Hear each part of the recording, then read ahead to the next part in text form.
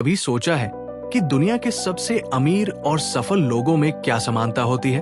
Henry Ford, Thomas Edison, Andrew Carnegie, इन सभी ने अपनी संपत्ति और सफलता कैसे बनाई?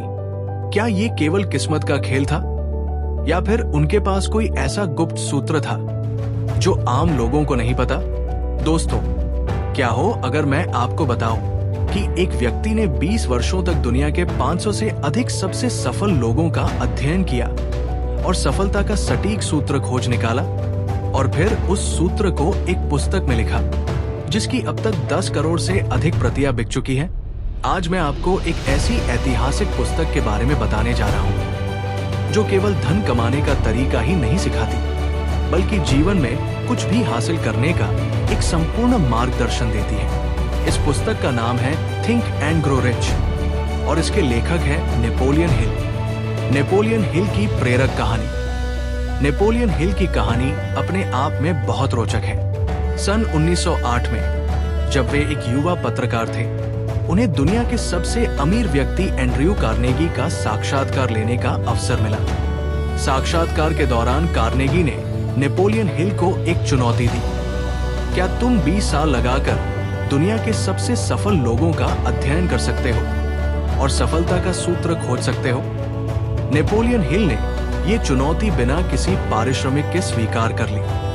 अगले 20 वर्षों तक उन्होंने Thomas Edison, Henry Ford, John D Rockefeller जैसे महान व्यक्तियों का गहराई से अध्ययन किया और फिर 1937 में जब दुनिया महामंदी से गुजर रही थी, उन्होंने ये अद्भुत कृति लिखी, थिंक एंड ग्रो रिच। ये पुस्तक केवल धन के बारे में नहीं है बल्कि ये आपके सोचने के तरीके को पूरी तरह बदल देती है। विचारों से वास्तविकता तक का सफर। इस पुस्तक का मूल संदेश क्या है? नेपोलियन हिल कहते हैं, हर चीज की शुरुआत एक विचार से होती है। हर आविष्कार, हर व्यवसाय, हर उपलब्धि पहले किसी के मन में एक विचार के रूप में जन्म लेती है। लेकिन केवल सोचना पर्याप्त नहीं है। हिल ने ऐसे 13 सिद्धांत खोजे जो विचारों को वास्तविकता में बदलते हैं। ये 13 चरण एक प्रमाणित सूत्र है जिन्हें हजारों सफल लोगों ने अपनाया है। अब आइए इन प्रमुख सिद्धांतों को कहानी के रूप में समझते हैं। सिद्धांत 1, तीव्र इच्छा, डिजायर। नेपोलियन हिल कहते हैं कि पहला और सबसे महत्वपूर्ण कदम है प्रज्वलित इच्छा। ये कोई साधारण चाहत नहीं बल्कि ऐसी तीव्र इच्छा है जो आपके भीतर आग की तरह जलती रहे। हिल एक प्रेरणादायक उदाहरण देते हैं। एक युवक था, एडविन बार्न्स। वो थॉमस एडिसन के साथ काम करना चाहता था। उसके पास न पैसा था, न पहचान, न डिग्री।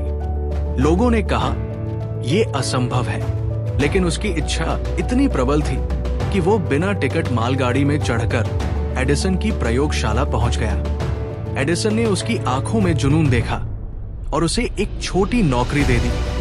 एडविन ने कभी हार नहीं मानी और अंततः एडिसन का व्यावसायिक साझेदार बना तथा करोड़पति बन गया। सीख, अधूरी इच्छा से कुछ नहीं होता। सफलता के लिए ऐसी इच्छा चाहिए जो किसी भी बाधा को पार कर जाए। सिद्धांत 2, विश्वास, फेथ। इच्छा के बाद आता है विश्वास। अपने ऊपर, अपने लक्ष्य पर और जीवन की प्रक्रिया पर पूर्ण विश्वास। नेपोलियन हिल कहते हैं, विश्वास और भय दोनों शक्तिशाली हैं, लेकिन आप एक समय में केवल एक को चुन सकते हैं। जो विचार आप बार बार अपने मन में दोहराते हैं वही आपकी मान्यताएं बन जाते हैं। यदि आप स्वयं से कहते हैं, मैं सफल बनूंगा, मैं सक्षम हूं, मैं इसके योग्य हूं, तो ये आपके अवचेतन मन में अंकित हो जाता है। हिल इसे स्वसुझाव, ऑटोसजेशन कहते हैं। लेकिन केवल शब्द बोलना पर्याप्त नहीं, आपको उसे महसूस करना होगा जैसे आप पहले ही सफल हो चुके हो। सिद्धांत 3, विशेष ज्ञान। नेपोलियन हिल कहते हैं, ज्ञान तभी शक्ति बनता है जब उसका सही उपयोग किया जाए। हेनरी फोर्ड की औपचारिक शिक्षा बहुत कम थी। एक बार अदालत में उन्हें अज्ञानी कहा गया। फोर्ड ने शांत स्वर में उत्तर दिया, मुझे हर विषय का ज्ञान नहीं चाहिए, मेरे पास विशेषज्ञों की एक टीम है। मुझे बस सही बटन दबाना आता है। सीख, हर चीज में माहिर होना जरूरी नहीं। अपने क्षेत्र का विशेष ज्ञान रखें और बाकी के लिए विशेषज्ञों की मदद लें। सिद्धांत 4, कल्पना। नेपोलियन हिल कल्पना को मन की कार्यशाला कहते हैं। हर चीज 2 बार बनती है, पहले मन में, फिर वास्तविकता में। राइट ब्रदर्स ने उड़ते हुए विमान की कल्पना की। तब दुनिया ने कहा यह असंभव है, लेकिन उन्होंने अपनी कल्पना को सच कर दिखाया।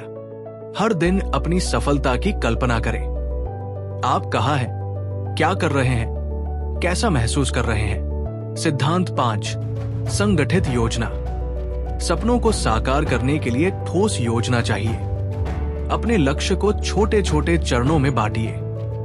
हर चरण के लिए समय सीमा तय कीजिए। यदि योजना असफल हो जाए तो नई योजना बनाइए। अस्थायी हार को स्थायी असफलता न समझें। थॉमस एडिसन ने बल्ब बनाने में 10,000 प्रयोग किए थे। सिद्धांत 6, निर्णय। सफल लोग निर्णय जल्दी लेते हैं और उन्हें बदलने में समय लगाते हैं। असफल लोग निर्णय लेने में देर करते हैं और तुरंत बदल देते हैं। टालमटोल सफलता का सबसे बड़ा शत्रु है। एक बार निर्णय ले लिया तो दूसरों की राय से विचलित न हो। सिद्धांत 7, दृढ़ता। प्रतिभा, शिक्षा और बुद्धिमत्ता सब व्यर्थ है यदि दृढ़ता नहीं है। कर्नल सैंडर्स ने 65 वर्ष की उम्र में केएफसी शुरू किया। हजारों बार अस्वीकार होने के बाद भी उन्होंने हार नहीं मानी। सिद्धांत 8, मास्टरमाइंड शक्ति। समान लक्ष्य वाले लोगों का समूह मास्टरमाइंड। एंड्रयू कार्नेगी ने 50 विशेषज्ञों की टीम बनाई थी। अकेले चलना कठिन है, सही लोगों के साथ चलना आसान। सिद्धांत 9, ऊर्जा का रूपांतरण। मनुष्य के भीतर असीम ऊर्जा है, उसे सही दिशा में लगाना सीखिए। सफल लोग अपनी ऊर्जा को रचनात्मक कार्यों में लगाते हैं। सिद्धांत 10, अवचेतन मन।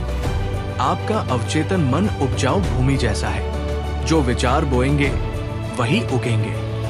सोने से पहले सकारात्मक विचार और लक्ष्य दोहराएं। सिद्धांत 11, 13, अंतर्ज्ञान, भय और मस्तिष्क। अंतर्ज्ञान एक आंतरिक आवाज है जो सही दिशा दिखाती है। भय के 6 प्रमुख रूप होते हैं: गरीबी, आलोचना, बीमारी, प्रेम वियोग, बुढ़ापा और मृत्यु। इनका सामना करें और सकारात्मक सोच से इन्हें बदलें। निष्कर्ष, थिंक एंड ग्रो रिच केवल एक पुस्तक नहीं, जीवन जीने की कला है। याद रखिए, हर उपलब्धि एक प्रज्वलित इच्छा से शुरू होती है। विश्वास और दृढ़ता से सब संभव है। योजना और निर्णय आवश्यक है। सही संगति सफलता को तेज करती है। अवचेतन मन को सही दिशा दे। भय को पहचाने और पराजित करें। नेपोलियन हिल का कथन है, मन जो सोच सकता है और जिस पर विश्वास कर सकता है उसे प्राप्त भी कर सकता है। आज ही अपना लक्ष्य लिखिए। क्या चाहते हैं, कितना चाहते हैं, कब तक चाहते हैं और बदले में क्या देंगे।